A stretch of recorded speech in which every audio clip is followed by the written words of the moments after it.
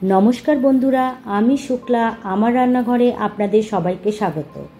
आज आमी निये चले एसेछि काश्मीरी पनीरेर एकटी रेसिपि। एटा कोनो रकम पनीर बा छाना दिये तैरी करछि ना, किन्तु खेते एकदमई छानार मतोई लागबे। एई रेसिपिटी अनेक मठेई तैरी हय, तबे चलुन देखे नेওয়া যাক आमार आजकेर रेसिपि काश्मीरी पनीर। एखाने निये नियेछि 250 ग्रामेर मतो मयदा। मयदाटाके भालो मतो চেলে নিয়েছি। এর মধ্যে দিয়ে দেব স্বাদ মতো নুন ও দেব 1 চামচ রিফাইন্ড অয়েল। নুন ও তেল দিয়ে ময়দাটার সাথে ভালো মতো মিশিয়ে দেব। এখানে ময়ান দেওয়ার কোনো প্রয়োজন নেই। অল্প অল্প করে রুম টেম্পারেচারে থাকা জল দিয়ে একটা ডো তৈরি করে নেব। খুব বেশি জল দেব না, অল্প করে দেব। আমরা লুচি পরোটা তৈরি করার সময় যেরকম ডো তৈরি করি এটা সেই রকমই করে নেব। এবার ঢাকা দিয়ে 2 থেকে 3 ঘন্টা রেস্টে রেখে দেব। 3 ঘন্টা পর ঢাকাটাকে ওপেন করে নিয়েছি। দেখুন ডোটা কতটা সফট হয়েছে। এবার এর মধ্যে আমি বেশ কিছুটা জল দিয়ে দিচ্ছি।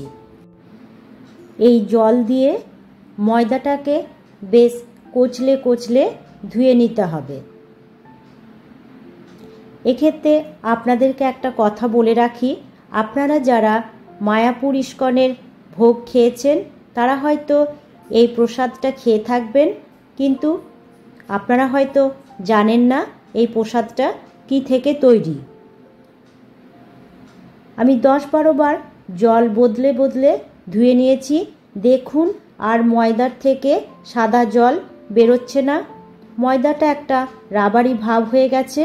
এবার ময়দাটা থেকে ভালো করে জলটা নিংড়ে নিতে হবে, যেমন আমরা ছানার জল নিংড়ে নিই। এবার এর থেকে ছোট ছোট লেচি কেটে নিচ্ছি। কোনো শেপ দেওয়ার প্রয়োজন নেই, এভাবে তৈরি করে নিলেই চলবে। লেচিগুলো তৈরি করে একটু দূরত্ব বজায় রেখে রাখতে হবে, তা না হলে একটার সাথে আরেকটা আটকে যাবে। এভাবে সমস্ত লেচিগুলো তৈরি করে নেব। সমস্ত লেচিগুলো তৈরি হয়ে গেছে। গ্যাসের মধ্যে বসিয়ে দিয়েছি একটা কড়াই। কড়াইয়ে দিয়ে দেব বেশ খানিকটা রিফাইন্ড অয়েল। তেলটাকে প্রথমে হাই ফ্লেমে গরম করে নেব। এরপর একে একে লেচিগুলো তেলের মধ্যে দিয়ে দেব, আর গ্যাসের ফ্লেমটাকে রাখবো লো টু মিডিয়ামে। লেচিগুলোকে একটু দূরত্ব রেখেই দেব, তাছাড়া একটার সাথে আরেকটা জড়িয়ে যাবে। দেখুন 40 থেকে 45 মিনিটের মধ্যে লেচিগুলো কীরকম ফুলে উঠেছে। লেচিগুলোকে হালকা বাদামি করে ভেজে নেব।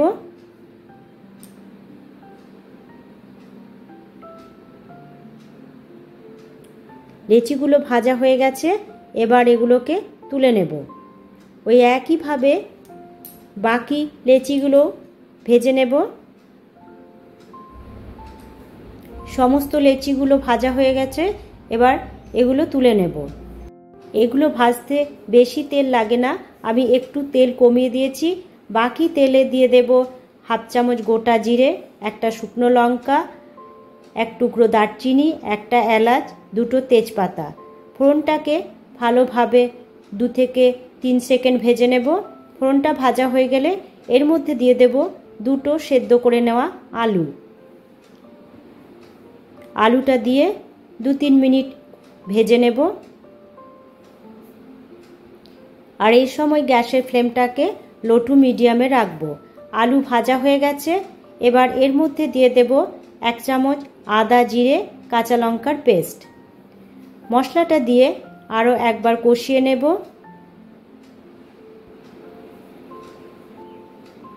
মশলাটা কষানো হয়ে গেলে সামান্য একটু জল দিয়ে বাকি মশলাগুলো দিয়ে দেব স্বাদ মতো নুন, সামান্য হলুদ, 1/2 চামচ লাল লঙ্কার গুঁড়ো, আর সামান্য একটু মিষ্টি। আবারও মশলাটাকে ভালো মতো 2-3 মিনিট কষিয়ে নেব। মশলা যত কষানো হবে সবজির স্বাদ ততটাই সুন্দর হবে। মশলা কষানো হয়ে গেছে। এর মধ্যে দিয়ে দেব পরিমাণ মতো জল। জল দিয়ে সমস্ত মশলাটাকে ভালোভাবে জলের সাথে মিশিয়ে দেব। আমি আবারও একটু জল দেব। এবার ঢাকা দিয়ে লো টু মিডিয়াম আঁচে 2 থেকে 3 মিনিট হতে দেব। 3 মিনিট পর ঢাকা খুলে দিয়ে দেব টমেটোর একটা পেস্ট। সমস্তটাকে আরও একবার নাড়িয়ে দেব।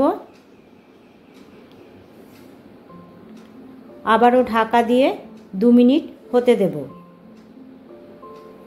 2 মিনিট পর ঢাকা খুলে দেখে নেব।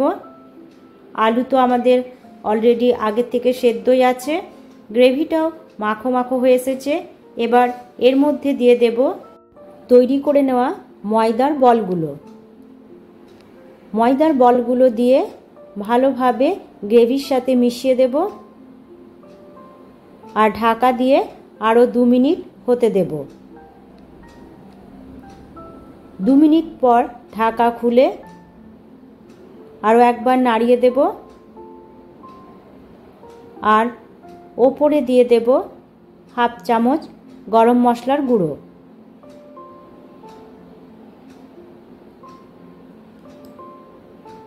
আরও একবার নাড়িয়ে দিলাম। এবার গ্যাসের ফ্লেমটা অফ করে 2 মিনিট ঢাকা দিয়ে স্ট্যান্ডিং টাইমে রেখে দেব। 2 মিনিট পর ঢাকা খুলে দিলাম। তৈরি হয়ে গেছে আমাদের কাশ্মীরি পনির। এবার গরম গরম সার্ভ করব। তৈরি হয়ে গেল আমার কাশ্মীরি পনির। এটা ভাত, রুটি, পরোটা, লুচি, পোলাও সব কিছুর সাথে খেতে কিন্তু অসাধারণ লাগে। নিরামিষের দিনে বাড়িতে অবশ্যই একবার ট্রাই করে দেখবেন। আশা করি আপনাদের সকলেরই খুব ভালো লাগবে। আমার আজকের রেসিপিটি আপনাদের কেমন লাগলো অবশ্যই কমেন্ট করে জানাবেন, আর ভালো লাগলে একটা লাইক ও শেয়ার করবেন। আজ তাহলে এই পর্যন্তই। দেখা হচ্ছে পরবর্তী ভিডিওতে। টাটা।